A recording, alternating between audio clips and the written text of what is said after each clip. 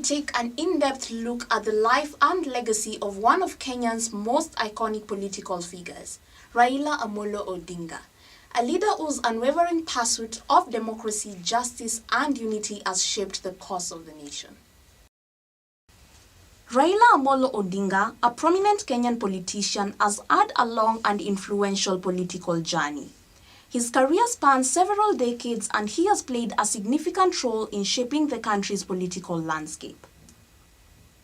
Raila Amolo Odinga was born on January 7, 1945 in Kisumu, Kenya. He is the son of Jaramogi Oginga Odinga, Kenya's first vice president and one of the country's most prominent political figures during the colonial era. He pursued his education in Kenya and abroad, earning a degree in engineering from Madras University in India. Raila's political journey began after returning to Kenya from his studies in the 1970s. He became involved in the struggle against the one-party rule in Kenya and was a strong advocate for democratic reforms. In the 1980s, he joined forces with other opposition leaders to challenge the government of President Daniel Arap Moi, which was characterized by authoritarianism and repression.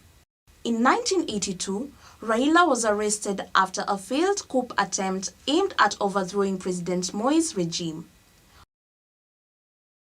Although not directly involved, he was accused of being sympathetic to the coup plotters. He was imprisoned for several years but was released in 1988. In 1990s, the push for multi-party democracy gained momentum in Kenya during this period.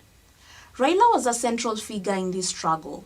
He was part of the National Democratic Party and a strong proponent for the political reforms that eventually led to the legalization of opposition parties in 1991. In 1992, Raila contested the Lang'ata's parliamentary seat and won, marking his official entry into parliament.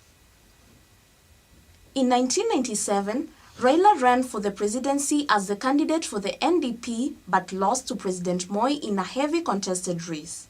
However, his influence and popularity grew and his advocacy for democratic reforms continued. In 2002, Raila became a leading figure in the Rainbow Coalition that successfully ousted President Moi. The coalition supported Mwai Kibaki for the presidency. Although Raila played a crucial role in this victory, Kibaki's administration did not include him in key government positions, which led to political tensions. In 2005, Raila's political alliances with President Kibaki deteriorated after the 2005 constitutional referendum, where Raila and his allies campaigned against the proposed constitution, which Kibaki supported. Raila's opposition to the constitution earned him popularity as a champion of democratic rights. In 2007, Raila ran for president under the Orange Democratic Movement, ODM.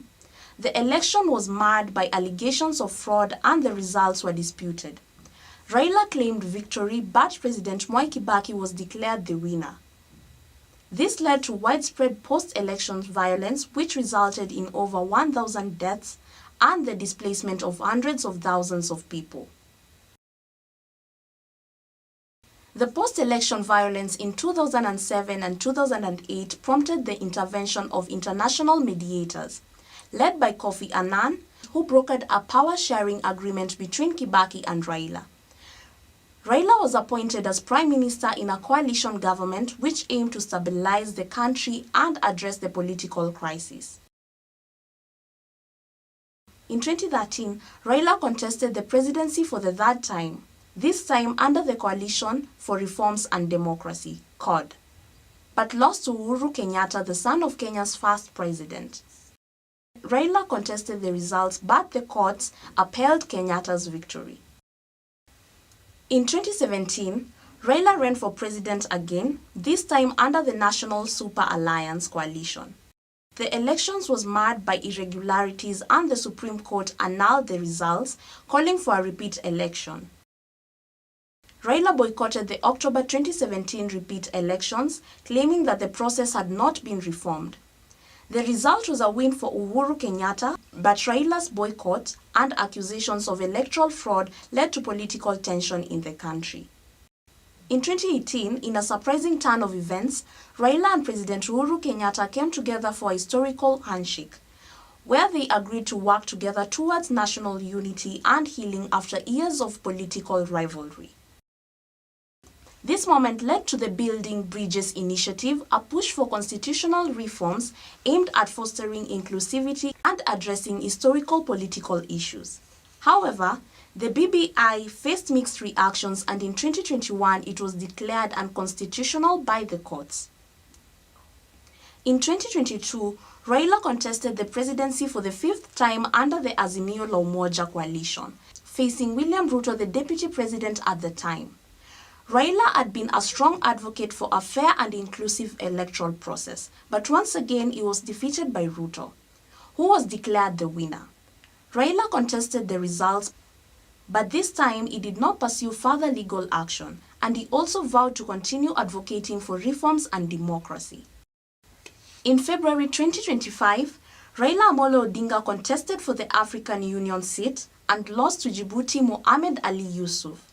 And on 7th March 2025, Raila Amolo Odinga signed a memorandum of understanding with President William Ruto that is supposed to bring a change in the political landscape.